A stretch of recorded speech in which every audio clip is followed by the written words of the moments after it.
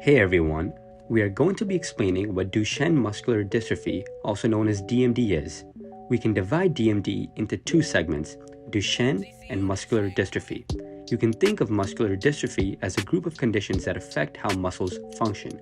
They increase muscle weakness over time. Now, DMD is actually the most common form of muscular dystrophy. According to the National Organization for Rare Disorders, it affects nearly 1 in 3,500 boys. You may be wondering if girls can get DMD too. The answer is yes, but it is quite rare.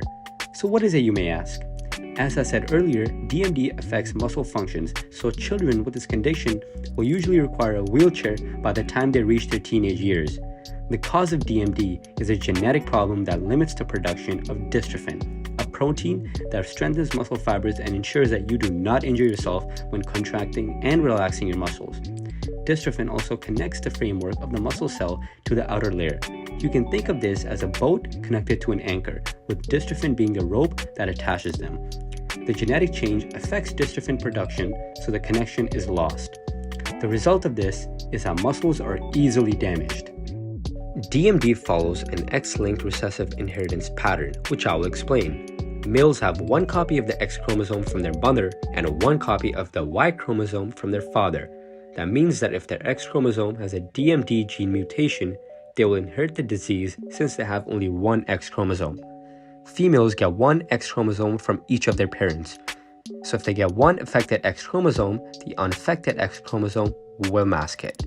DMD usually begins around 2 to 5 years of age for most children.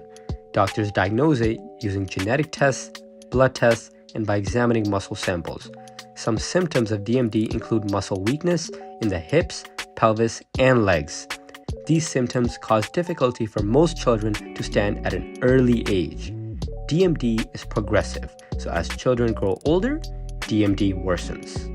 Children can then develop severe conditions like cardiomyopathy, a heart muscle disease that hinders the heart's ability to pump blood to the body.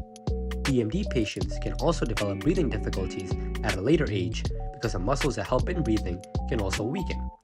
There's currently no direct cure for DMD, but there are treatment options that aim to improve the quality of life for patients.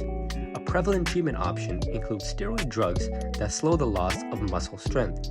Children often start these steroid drugs when diagnosed with DMD and muscle strength has begun to decline. We hope this made DMD a much simpler genetic disease to understand. Thank you for listening.